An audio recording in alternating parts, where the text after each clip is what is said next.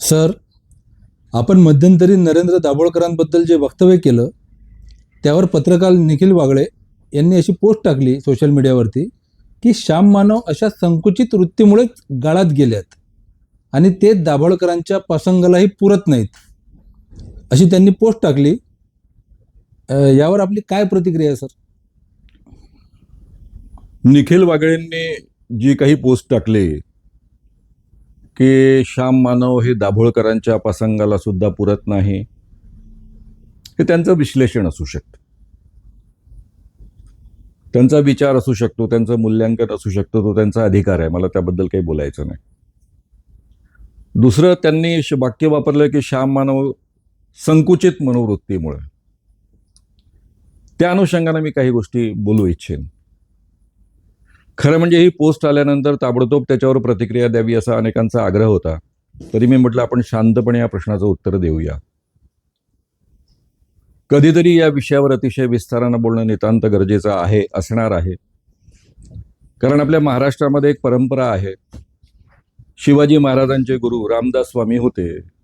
हे आवर्जून त्या पद्धतीची विचारधारा, त्या पद्धतीची मांडणी, हे ज्या दृष्टिकोनातनं समोर येतं त्याच पद्धतीनं पुन्हा महाराष्ट्रामध्ये अनेक गोष्टींबाबत घडत आहे का, असे काही प्रश्न या निमित्तानं मनात निर्माण झालेले आहेत आणि म्हणून मी या गोष्टी बोलतो आहे. आता खरं म्हणजे रामदास स्वामी शिवाजी महाराजांचे गुरु होते नव्हते, त्यांची भेट झाली होती नाही झाली होती, या गोष्टींना एवढं महत्त्व देण्याचं काय कारण आहे? आज शिवाजी महाराजही जिवंत नाही, रामदास स्वामी जिवंत नाही, आणि तरी आपल्या सगळ्यांना तो अत्यंत महत्त्वाचा मुद्दा वाटतो. कारण त्याच्या मागे एक विशिष्ट विचारधारा आहे आणि ती विचारधारा त्या परंपरेनं ज्या पद्धतीची मांडणी करते त्या मांडणीला आपला विरोध आहे, म्हणूनच आपण हे काम करत असतो. त्याला पुरोगामी विचारांची परंपरा असं म्हटलं जातं. निखिल वागळेंना मी माझे फार चांगले मित्र समजतो. ते 1980 साली दिनांकमध्ये संपादक असल्यापासून त्यांचा माझा अतिशय उत्तम परिचय आहे, अशी माझी समजूत आहे. त्यांचे दिनांकचे अंक मी विदर्भामध्ये विकलेले आहेत. त्यावेळेस मी मनोहरमध्ये, साप्ताहिक मनोहरमध्ये, किर्लोस्करमध्ये काम करत होतो आणि साप्ताहिक मनोहर किर्लोस्करचा खप वाढवणं 7 दिवस त्याकरता विदर्भामध्ये असायचो. त्यावेळेस मी दिनांकचे अंक गठ्ठे घेऊन जाऊन विकलेले सुद्धा आहेत. एवढंच नव्हे तर सगळ्यात महत्त्वाचा मुद्दा, दाभोळकरांच्या मर्डर नंतर ऑर्डिनन्स लागू झाला आणि तो ऑर्डिनन्स अतिशय धोक्यात आला होता. एका बाजूने सरकारने मनात इच्छा असल्यामुळं, मंत्रिमंडळातल्या काही लोकांच्या आग्रहामुळं तो ऑर्डिनन्स लागू झाला. पण त्यानंतर इमिजिएट ऑर्डिनन्स लागू झाल्यानंतर अतिशय मोठ्या प्रमाणावर विरोध सुरू झाला. त्याकरता सर्वत्र हिंदुत्ववादी संघटना, बीजेपीचे त्यावेळेसचे अध्यक्ष देवेंद्र फडणवीस यांनी मुलाखत दिली विस्तारानं 1 तासाची एका टीव्हीला, आणि त्यामध्ये त्यांनी या कायद्याला आमचा का विरोध आहे असं जाहीररित्या मांडणी केली. हिंदुत्ववादी संघटना वारंवार मंत्रालयामध्ये यायला लागल्या. या कायद्याविषयी प्रचंड गैरसमज होते आणि त्यावेळेस निखिल वागळे मला कधीही त्यांच्या कार्यक्रमाला फारसे बोलवायचे नाहीत. कारण त्यांचा चॉईस स्पष्ट होता की त्यांना दाभोळकर महत्त्वाचे होते, मी महत्त्वाचा नव्हतो. पण आता दाभोळकर जिवंत नाहीत म्हणून कदाचित त्यांनी बोलावलं असेल. आणि त्यावेळेस मी त्यांना अट टाकली होती की मला सलग अर्धा तास किमान कायद्याविषयी व्यवस्थित मांडणी करू द्या. ती त्यांच्या कामाची पद्धत नव्हती. आणि असं असताना सुद्धा त्यांनी तो तासाभराचा जो कार्यक्रम आहे IBN लोकमतचा, ज्याचे संपादक निखिल वागळे होते, त्यांनी ते संपूर्ण कायद्याची मांडणी करण्याची संधी पहिले अर्धा तास दिली. त्यानंतर प्रश्नोत्तरं सुरू केली आणि तिथून महाराष्ट्रातलं वातावरण बदलायला सुरुवात झाली. कारण कायद्यामध्ये एक्झॅक्टली काय आहे, त्यामध्ये ऑब्जेक्शनेबल काय काय नाही आहे, आणि ज्या पद्धतीचे ऑब्जेक्शन्स लोक उपस्थित करत आहेत, हिंदुत्ववादी संघटना उपस्थित करत आहेत, BJP उपस्थित करत आहे, शिवसेना उपस्थित करते आहे, त्या पद्धतीचं ऑब्जेक्शनेबल या कायद्यामध्ये काही नाही आहे, हे अतिशय उत्तम पद्धतीनं लोकांपर्यंत पोहोचवण्याची ती संधी प्राप्त करून दिली. त्याकरता मी नेहमीच निखिल वागळे यांचा ऋणी राहिलेलो आहे, आभारी राहिलेलो आहे. आणि त्यानंतर मग वातावरण बदलायला सुरुवात झाली. त्यानंतर उद्धव ठाकरेंची भेट घेणं, त्यांना कन्व्हिन्स करणं, त्यांच्यासोबत चर्चा झाल्यानंतर त्यांनी या कायद्याच्या पाठीशी उभं राहणं. एवढंच नव्हे तर मी या कायदा एकमतानं संमत झाला पाहिजे असा आग्रह ठेवून मी सगळ्यांचं मतपरिवर्तन करेन असं ते म्हणाले आणि प्रत्यक्षात तसं पुढे वागले. त्यानंतर देवेंद्र फडणवीसांची मुलाखत घेऊन त्यांचं मत परिवर्तन करून घेणं, त्यांनी या कायद्याला पाठिंबा देणं आणि पुढे डिसेंबरमध्ये तो एक मताने कायदा पारित होण्याच्या प्रक्रियेमध्ये हा जो मधला संपूर्ण 4 महिन्याचा कालावधी लागलेला आहे, 3.5 महिन्याचा कालावधी लागलेला आहे, त्या काळामध्ये मंत्रिमंडळातल्या मंत्र्यांपासून सगळ्याची मतं बदलवावी लागलेली आहे. आश्चर्य तुम्हाला असं वाटेल, त्यावेळेसचे उपमुख्यमंत्री अजितदादा पवार यांच्याकडे इतके डेप्युटेशन जायचे की त्यांच्याही मनामध्ये चलबिचल सुरू झाली होती. मी हे ऑर्डिनन्स लागू झाल्यानंतरची गोष्ट बोलतोय. तर त्यांना जाऊन कायद्यामधले सगळे बारकावे जाऊन सांगावे लागले. ज्या पद्धतीचे ऑब्जेक्शन्स येत आहेत त्या पद्धतीचं कायद्यात काही नाही. मग त्यांनीच आग्रह केला की पृथ्वीराज चव्हाण आपले मुख्यमंत्री आहेत, त्यांना जसं माझा तासाभराचा वेळ घेऊन तुम्ही सगळे बारकावे समजावून सांगितले तसे चव्हाणांपर्यंत ते पोचवा, म्हणजे तेही ठाम होतील. आणि या पद्धतीनं मंत्रिमंडळातल्या सुद्धा अनेक लोकांची मतं बदलवून हा 2013च्या डिसेंबरमध्ये दोन्ही सभागृहामध्ये हा कायदा संमत झालेला आहे. आणि त्यामध्ये अतिशय ठाम राहिलेली भूमिका जी घेतली ती म्हणजे शिवाजीराव मोघे सामाजिक न्याय मंत्री यांनी घेतली, म्हणून हे शक्य झालेलं आहे. विधानसभेमध्ये हा कायदा संमत झाल्यानंतर, म्हणजे मी 2013ची गोष्ट बोलतो आहे, त्यानंतर सुद्धा कॅबिनेटमधले अनेक मंत्री शिवाजीरावांसोबत येऊन बसायचे आणि म्हणायचे आता झालं आपलं नाटक पुरेसं झालं, आपण ऑर्डिनन्स पण काढला, आता विधानसभेमध्ये पण संमत झालेलं आहे, आता पुढे हा कायदा संमत करण्याची गरज नाही, तुम्ही विधान परिषदेमध्ये आग्रह धरू नका. त्यावेळेस शिवाजीराव मोघे जाहीररीत्या त्यांच्या तोंडावर बोलायचे. काही प्रसंग माझ्या समोर घडलेले आहेत आणि ते म्हणायचे नाही, माझे आदिवासी बांधव यामध्ये खूप भरडले जात आहेत आणि त्यांचे जीव वाचवणे माझं कर्तव्य आहे, त्यामुळे हा कायदा संमत झाला पाहिजे. म्हणजे आपल्याला जे एकूण चित्र दिसतं की दाभोळकरांचा मर्डर झाला, ऑर्डिनन्स झाला आणि मग एकदम कायदा झाला, यामध्ये वस्तुस्थिती नाही. जर मधल्या काळामध्ये सगळ्यांचं मतपरिवर्तन करून घेऊन त्यांचा जर संमती सगळ्यांची मिळवता आली नसती तर हा कायदा संमतच झाला नसता. आणि त्याच्या सुरुवातीमध्ये निखिल वागळेंचा अतिशय मोठा वाटा असल्यामुळं मी नेहमीच त्यांचा आभारी राहिलेलो आहे आणि त्यामुळे मला त्यांच्याबद्दल काही बोलायचं नाही, टीका करायची नाही. हा पहिला मुद्दा. मग त्यांच्या प्रसंगाला मी पुरतो नाही पुरत हा त्यांच्या मूल्यांकनाचा मुद्दा आहे, तो काही माझा विषय नाही. राहिला प्रश्न, हा मुद्दा मी बोललो कशासाठी. लेट्सअप मराठीने एक माझी मुलाखत घेतली होती. त्या मुलाखतीमध्ये त्यांनी मला प्रश्न विचारला होता. तो प्रश्न असा होता की तुमच्या जीवनातला सगळ्यात दुःखद प्रसंग कोणता आणि सगळ्यात आनंदाचा प्रसंग कोणता. त्याला उत्तर देताना मी सांगितलं की ज्या दिवशी हा कायदा संमत झाला दोन्ही सभागृहांमध्ये, त्या दिवशी मी एकटा बसलेला होतो. बाहेर अनेकांच्या मुलाखती सुरू होत्या कायदा संमत झाल्याबद्दलच्या, आणि त्यावेळेस तो माझ्यासाठी सगळ्यात आनंदाचा क्षण होता. कारण या कायद्याकरता काय काय काय काय केलेलं आहे 2005 पासून याची मला नीट कल्पना आहे, माझ्या जवळच्या सहकाऱ्यांना याची कल्पना आहे, अनेक आमदार खासदारांना याची कल्पना आहे. तो माझ्या जीवनातला सगळ्यात आनंदाचा क्षण होता. त्यांचा दुसरा प्रश्न होता, तुमच्या जीवनातला सगळ्यात दुःखाचा क्षण कोणता होता. आता मानवी जीवनामध्ये वैयक्तिक अनेक दुःखाचे क्षण येत असतात, पण माझ्या जीवनातला सगळ्यात मोठा दुःखाचा क्षण होता ज्यानंतर मी मेजर डिप्रेशनमध्ये गेलो होतो, तो म्हणजे माझं संघटन फुटलं. या अर्थानं ती मांडणी मी करत होतो. मग तिथे तपशीलवार मुद्दे पुढे जेव्हा आणखी प्रश्न विचारण्यात आले, त्याला उत्तर देताना मी असं म्हणालो की मी स्वतः महाराष्ट्रामधलं संघटन वाढवण्याकरता, मी 82 साली ही चळवळ सुरू केलेली आहे डिसेंबरमध्ये. ही चळवळ वाढवण्याकरता जेव्हा मी बाबा आढावांसोबत बोलत होतो त्यावेळेस मी त्यांना असा प्रश्न टाकला होता त्यांच्या पुढ्यामध्ये, किंवा त्यांना विचारणा केली होती की मला महाराष्ट्राच्या बाहेर जास्त काम करावं लागतं आहे. सध्या अनेक प्रांतांमध्ये काम सुरू झालेलं आहे. विदर्भमध्ये, मराठवाड्यामध्ये, बाकीच्या ठिकाणामध्ये अतिशय चांगल्या पद्धतीनं काम सुरू आहे, पण पुण्या मुंबईकडचं असं कोणी मला महत्त्वाचा माणूस मिळेल का या कामामध्ये योगदान देणारं. कारण मुकुंदराव किर्लोस्करांनी जी महाराष्ट्राची मी कमिटी गठीत करतो आहे त्या कमिटीमध्ये मुकुंदराव किर्लोस्कर हे महाराष्ट्राचे अध्यक्ष राहायला तयार आहेत, त्यांनी संमती दिलेली आहे. तर दुसरं कोणी असेल काय असं. त्यावेळेस मला बाबा आढावांनी सुचवलं की नरेंद्र दाभोळकर जे आहेत त्यांना या कामामध्ये रुची आहे, ते काहीतरी या विषयावर लिखाण पण करण्याचा त्यांचा मानस सुरू दिसतो आहे. मी त्यावेळेस त्यांना प्रश्न विचारला होता की नरेंद्र दाभोळकर कोण. मी आणि रुपाताई आम्ही सोबत होतो. रुपाताई आणि मी दीर्घकाळापासून आम्ही एकत्र काम करत होतो. माझ्या अंधश्रद्धा निर्मूलन कामामध्ये त्या सुद्धा सहभागी होत्या आणि हुंडाविरोधी आघाडी त्यांच्या नेतृत्वाखाली मी ऑलरेडी त्यांच्या हाताखाली काम केलेलं होतं. त्या मात्र त्यांना ओळखत होत्या दाभोळकरांना. त्यावेळेस मला बाबा आढावांनी असं सांगितलं, अरे तुझे बाकीचे जे मित्र आहे ना, कुमार सप्तर्षी आहेत, अरुण लिमये आणि मी पुण्यामध्ये आम्ही एकत्र काम करतच होतो गेली 2 वर्ष.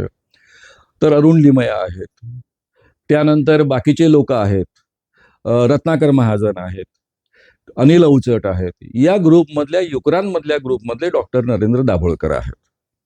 आता हे चारही माझे मित्र असल्यामुळे ज्यांची मी आता नावं घेतली, त्यामुळे यांच्याच पैकी डॉक्टर नरेंद्र दाभोळकर आहे असं मला वाटलं. आता जो भाग त्या ठिकाणी आलेला आहे तो भाग आता मी सांगतो. डॉक्टर रूपा कुलकर्णी आणि मी आम्ही दोघंही साताऱ्याला मुद्दाम गेलो. दाभोळकरांना विनंती केली की तुम्ही माझ्या संघटनेमध्ये सहभागी व्हा. बाबा आढावांनी तुमचं नाव सुचवलेलं आहे.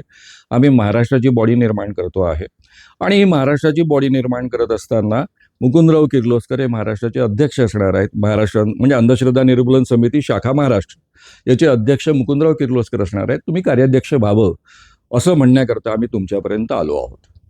आणि नुकतंच आम्ही नागपुरामध्ये मे महिन्यामध्ये एक 10 दिवसांचं शिबिर आयोजित केलेलं आहे. या 10 दिवसांच्या अंधश्रद्धा निर्मूलन शिबिराकरता तुम्ही यावं. त्यावर त्यांनी प्रश्नाचा प्रतिप्रश्न माझ्या पुढ्यात उपस्थित केला. डॉक्टर रूपा कुलकर्णी, मी आणि त्यांच्या घरचे पण लोक असतील त्यावेळेस. ते असं म्हणाले की अंधश्रद्धा निर्मूलन हा विषय जास्तीत जास्त 3 तासांचा. 1 दिवसाचं शिबिर मी समजू शकतो, पण 10 दिवसांचं शिबिर कसं असू शकतं? आता माझा त्यांचा फारसा परिचय नसल्यामुळे या प्रश्नाचं मी काय उत्तर द्यावं हा माझ्या पुढ्यात प्रश्न होता. रूपाताईंनी पुढाकार घेतला. त्या असं म्हणाल्या की आम्हाला खरं म्हणजे हे 15 दिवसांचं शिबिर घ्यायचं होतं, पण आम्हाला 10 दिवसांचं शिबिर घेण्याची मुभा मिळते, कारण जे आयोजन करतायत त्यांना अधिक खर्च करण्याची त्यांची तयारी नाही. त्यामुळे 10 दिवसामध्ये 65 लोकांचं हे शिबिर होतं आहे. त्यामध्ये आम्ही बसवतो आहे आणि जो आम्ही अभ्यासक्रम आता तयार केलेला आहे या 10 दिवसांच्या शिबिरामध्ये काय मांडायचा, तो रोज 9 तास वेळ घेऊन सुद्धा 10 दिवसांमध्ये पूर्ण होत नाही. काही विषय शिल्लक राहतात. एवढ्या मोठ्या बौद्धिक लढाई, आतापर्यंत एवढी मोठी बौद्धिक लढाई आम्ही करत आलेलो आहे. अनेक परिसंवाद या विषयांवरचे झालेले आहेत वगैरे वगैरे. हा तपशील त्यांना पुरवला. त्यावेळेस ते म्हणाले मी विचार करतो. आणि पुढे 5 दिवस ते आलेत. म्हणजे 10 दिवसांपैकी 5 दिवस या पहिल्या शिबिराला, 1985-86 साली झालेल्या शिबिराला ते आलेत. त्यावेळेस त्यांचं लग्नाची बेडी नाटकाचा संपूर्ण दौरा होता. सामाजिक कृतज्ञता निधीसाठी पैसा गोळा करणं हा उपक्रम होता. बाबा आढाव त्याचे अध्यक्ष होते. त्यामध्ये नरेंद्र दाभोळकर होते, श्रीराम लागू, निळू फुले वगैरे या सगळ्या मंडळींना घेऊन ते संपूर्ण महाराष्ट्रभर दौरा होता. त्यामुळे पुढचे 2 वर्ष त्यांना सहभागी होता येणार नाही असं त्यांनी सुरुवातीलाच सांगितलं होतं. 87 साली ते या चळवळीमध्ये सहभागी झाले. 2 वर्ष माझ्यासोबत काम केलं. 89 साली त्यांनी स्वतःचं वेगळं संघटन निर्माण करायचं ठरवलं. तर मी बोलताना असं म्हणालो की त्यावेळेस बाबा आढावांना असं म्हटलं की हे संघटन फुटतं आहे, याचे 2 शकलं होत आहेत. ही जबाबदारी तुमची आहे, कारण तुम्ही डॉक्टर नरेंद्र दाभोळकरांचं नाव सुचवलं आणि तुमच्यामुळे त्यांना आम्ही महाराष्ट्राचं कार्याध्यक्ष या ठिकाणी माझ्या अधिकारामध्ये, मी ऑल इंडियाच्या बॉडीज निर्माण करण्याचा अधिकार मला होता, त्यामध्ये त्या अधिकारामध्ये त्यांना त्या ठिकाणी महाराष्ट्राचं कार्याध्यक्ष म्हणून पाचारण केलं. नंतर कार्यकारिणीची संमती घेतली आहे. कार्यकारिणीची संमती घेताना सुद्धा कार्यकारिणीच्या लोकांनी मला पहिला प्रश्न विचारला होता, हे नरेंद्र दाभोळकर कोण आहेत? ही अवस्था 86-87 सालची आहे, हे कृपया लक्षात घ्या. अंधश्रद्धा निर्मूलन या क्षेत्रामध्ये तोपर्यंत महाराष्ट्रामधल्या जे 26 जिल्हे सुरुवातीला होते त्यापैकी 21 जिल्ह्यांमध्ये ऑलरेडी काम उभं राहिलेलं होतं. अशी त्यावेळेस महाराष्ट्रातली परिस्थिती होती. गोव्यातलं गावनगाव जाऊन झालेलं होतं. गुजरातमधला अतिशय मोठा दौरा झालेला होता. 48 कार्यक्रमांचा अतिशय मोठा दौरा झाला होता. मध्य प्रदेशचा दौरा झाला होता. उत्तर प्रदेशचा दौरा झाला होता. त्यानंतर आपण महाराष्ट्राच्या स्थितीविषयी आपण बोलतो आहोत. 4-5 प्रांतांमध्ये ॲट अ टाइम ते काम सुरू व्हायची परिस्थिती निर्माण झाली होती आणि काही ठिकाणी काम सुरू झालेलं होतं. ते संघटन फुटताना मी शेवटी त्यांना विनंती केली की तुम्हाला जर माझ्यासोबत काम करायचं नाही, वेगळं काम करायचं आहे. पहिले तर सुरुवातीला मी प्रस्ताव असा ठेवला होता की तुम्हीच हे संघटन चालवा, मी बाहेर पडतो, मी फुल टाईम काम करतोय, माझे अनेक आर्थिक प्रश्नांपासून अनेक प्रश्न आहेत, मी एक सामान्य कार्यकर्ता म्हणून काम करतो. पण आमच्या पनवेलला झालेल्या कार्यकारिणीच्या बैठकीमध्ये सगळ्यांनी हा आग्रह धरला की तुम्ही सोडून गेलात तर ठिकठिकाणी कार्यकर्त्यांना मार खावा लागेल, कारण शेकडो बाबा मांत्रिकांना आतापर्यंत एक्सपोज केलेला आहे. ते गावोगावचे बाबा लोक उचल खातील, तुम्हालाच ते फक्त घाबरतात. तुम्ही ज्या पद्धतीनं काम करता, ज्या पद्धतीनं त्यांच्यासमोर सगळ्या गोष्टी मांडतात, त्यामुळे ते घाबरून असतात. आणि तुम्ही निर्भयपणे हे सगळं करता. त्या पद्धतीचं प्रोटेक्शन कार्यकर्त्यांना मिळणं शक्य नाही आणि म्हणून तुम्ही सोडून जायचं नाही. मग त्यावेळेस मी म्हटलं की आपल्या जे राजकारण आहे त्याच्याविषयी मी आता बोलत नाही, मी नंतर बोलणार आहे म्हणजे आता नाही बोलणार आहे. नंतरच्या काळामध्ये ती सगळी मी मांडणी करणार आहे, कारण ती मांडणी करणं अपरिहार्य आहे. नाहीतर पुन्हा शिवाजी महाराजांचे गुरु रामदास होते ही परंपरा चालू राहील आणि म्हणून त्याकरता ही मांडणी करणं अत्यंत आवश्यक आहे. तर मी प्रपोजल असं ठेवलं होतं की मी एक सामान्य कार्यकर्ता म्हणून काम करातो, महाराष्ट्राचं संपूर्ण काम दाभोळकरांच्या नेतृत्वाखाली करावं, पण त्यावेळेसच्या त्या कार्यकारिणींनी मान्य केलं नाही आणि सगळ्यांनी एकमताने सही केली. मग मी म्हटलं दुसरी अट टाकली की दाभोळकर ज्या पद्धतीचं राजकारण आपल्या संघटनेमध्ये करतायत ते मला मान्य नाही. आजपर्यंत आपल्या संघटनेमध्ये या पद्धतीचं राजकारण सुरू झालं नव्हतं. 82 ते आता 89 पर्यंत हे आपण काम करतो आहे. या काळात कधी असं घडलेलं नव्हतं. असं पुढं घडता कामा नये. त्यामुळे दाभोळकरांनी एक सामान्य कार्यकर्ता म्हणून या संघटनेमध्ये राहावं, ते कार्याध्यक्ष असणार नाहीत. आणि त्या पत्रावर त्यांनी सही केली. आम्ही असं समजलो की हा मुद्दा आता संपला. हा मुद्दा का निर्माण झाला, कसा निर्माण झाला हे मी नंतर बोलणार आहे आणि ते जास्त भयानक आहे. ते ज्यावेळेस सगळं बाहेर येईल त्यावेळेस अनेकांना शॉक बसतील आणि त्यावेळेस बागड्यांची प्रतिक्रिया काय असेल मला माहित नाही. कदाचित ती छप्परफाड प्रतिक्रिया असेल, अशा पद्धतीची प्रतिक्रिया असेल. त्यांना या गोष्टी माहीत नसाव्या याच्यावर माझा विश्वास नाही. माहीत असून जर ही भूमिका ते घेत असतील तर मग फारच कठीण गोष्ट आहे. एवढंच फक्त मी या ठिकाणी म्हणू शकेल. त्यानंतर दाभोळकरांनी महाराष्ट्र अंधश्रद्धा निर्मूलन समिती निर्माण करायचं ठरवलं. त्या पद्धतीच्या बातम्या यायला लागल्या. त्या बातम्या आल्यानंतर मी बाबा आढावांकडे गेलो आणि हे जे आत्ता वाक्य वापरलेलं आहे ते मी बोललो त्यांना. हे संघटन फुटतंय, ते थांबवणं तुमची जबाबदारी आहे. आयदर तुम्ही संपूर्ण दाभोळकरांकडे ही जबाबदारी द्या, मी एक सामान्य कार्यकर्ता म्हणून काम करेन, मी माझ्या बाकीच्या कामांमध्ये गुंतेन, पण हे संघटन फुटता कामा नये. अंधश्रद्धा निर्मूलन समिती इंटॅक्ट राहिली पाहिजे. त्यावेळेस आढावांनी नरो वा कुंजरो अशी भूमिका घेतली आणि तो माझा आयुष्यभर त्यांच्याबद्दलचा आक्षेप राहिलेला आहे. त्यावेळेस त्यांनी ठाम भूमिका घ्यायला पाहिजे होती, पण ते घ्यायला ते तयार नव्हते. माझं काही नरेंद्र ऐकत नाही एवढं म्हणून त्यांनी प्रश्न संपवला. पण त्यावेळी अनिल अवचट आणि आपल्या दुसऱ्या अतिशय मोठ्या कार्यकर्त्या ज्यांचं नाव आहे मेधा पाटकर. खरं म्हणजे मेधा पाटकर यांचा माझा फार जवळचा संबंध नव्हता, फार मैत्री पण नव्हती, फार ओळख पण नव्हती, केवळ तोंड ओळख होती. अनिल अवचटांशी चांगली मैत्री होती. कारण मी पुण्यात 2 वर्ष काम करत असल्यामुळे स्वाभाविकच अनिल अवचटांशी अतिशय जवळीक निर्माण झालेली होती. या दोघांनी आम्हाला पुण्याच्या साहित्य परिषदेच्या एका रूममध्ये घातलं. हे दोघेही बाहेर बसले आणि तुम्ही आपसात निर्णय घ्या असं सांगितलं. त्यावेळेस मी दाभोळकरांकडे एक प्रपोजल ठेवलं की आपण एकत्र काम करणं शक्य नाही असं जर तुम्हाला ठामपणे वाटत असेल तर हरकत नाही, पण तुम्ही अंधश्रद्धा निर्मूलन समिती हे नाव वापरू नका. कारण या नावाने गेले 9 वर्ष हे काम चालू आहे. महाराष्ट्रभर आणि आजूबाजूच्या प्रांतांमध्ये शेकडो बाबा मांत्रिक देवा यांचं एक्सपोजर त्या नावाखाली झालेलं आहे. त्या पद्धतीची मांडणी झालेली आहे. देवधर्मविषयक भूमिकेची त्या पद्धतीची मांडणी झालेली आहे.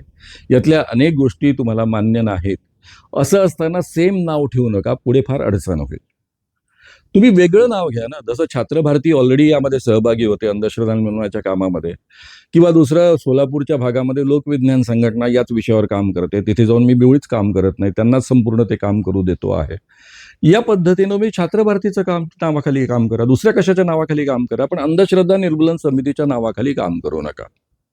कारण त्यातनं पुन्हा मग 2 आणि सगळ्याच गोष्टी विचित्र होतील. त्यावर त्यांनी मला जे म्हटलं ते वाक्य मी त्या मुलाखतीमध्ये वापरलेलं आहे, ज्याच्यावरची ही सगळी प्रतिक्रिया आहे. त्यावेळेस ते मला म्हणाले, मी पुन्हा रिपीट करतो आहे, तुला अडचण काय आहे?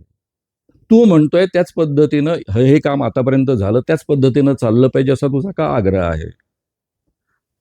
नाहीतरी आता शेकडो कार्यकर्ते तयार झालेले आहेत, ते गावोगाव काम करतायत.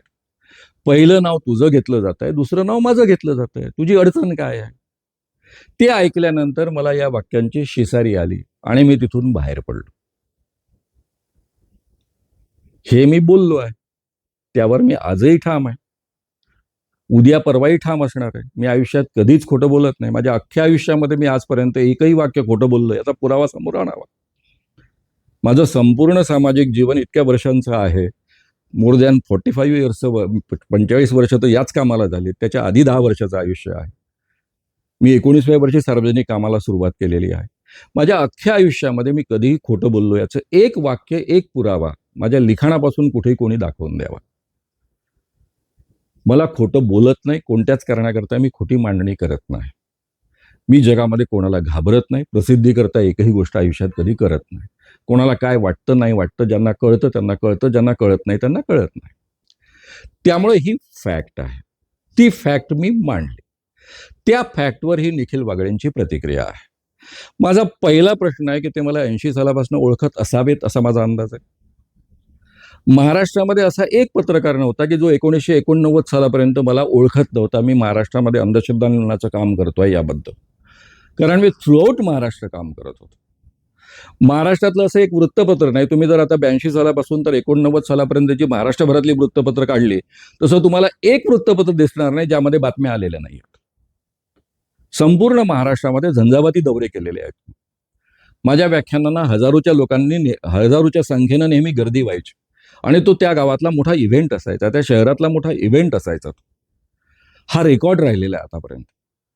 श्याम मानवांच्या कार्यक्रमांना प्रचंड गर्दी जमते अशी सर्वत्र चर्चा असायची. सामाजिक क्षेत्रातल्या कोणत्याच माणसाच्या कामाला एवढ्या मोठ्या प्रमाणावर लोक भाषणं ऐकायला येत नाहीत अशी चर्चा असायची आणि हे सगळं वृत्तपत्रांमध्ये प्रगट व्हायचं. त्यामुळे निखिल वागळेंना हे माहीत नाही मी 82 सालापासून काम करतो आहे याच्यावर माझा विश्वास नाही.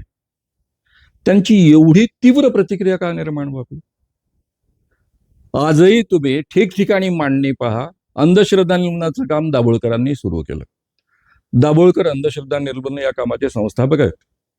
पुढे आणखी मी भयानक गोष्टी मांडणार आहेत. एक वाक्य माझ्या समोर ऐकवण्यात आलं 1989 साली माझ्या समोर स्टेजवर की अंधश्रद्धा निर्मूलनाचा सूर्य साताऱ्यामधनं उगवला आणि तो महाराष्ट्रभर आणि देशभर पसरला. नरेंद्र दाभोळकरांनी तो पसरवला आणि श्याम मानव सारखे धडाडीचे कार्यकर्ते त्यांच्यासोबत काम करतायत. हे मी स्टेजवर बसलेलो असताना, मी अखिल भारतीय संघटक असताना, संपूर्ण प्रांतांमधल्या बॉड्या मी निर्माण केलेल्या असताना, महाराष्ट्रातली बॉडी मी स्वतः निर्माण केलेली असताना, दाभोळकरांना कार्याध्यक्ष मी नेमून नंतर कार्यकारिणीची संमती घेतलेली असताना या पद्धतीची मांडणी केली जाते. आणि हे मांडणी करणारे सामान्य नाहीत, त्यांचं नाव मी नंतर घेईन. हा इतिहास तुम्हाला या पद्धतीने लिहायचा आहे का? निखिलजी तुम्ही त्यातले एक सहभागी भाग आहात का? हा माझा साधा सोपा प्रश्न आहे. दाभोळकर किती ग्रेट होते, कमी होते, जास्त होते हे बोलण्याचा तुम्हाला अधिकार आहे, मांडण्याचा अधिकार आहे. पण इतिहास बदलण्याचा अधिकार तुम्हाला आहे का? की पुन्हा आपल्या शिवाजी महाराजांचे गुरु हे रामदास स्वामी होते ही मांडणी आपल्याला करायची आहे, याचा निर्णय आपण घ्यावा.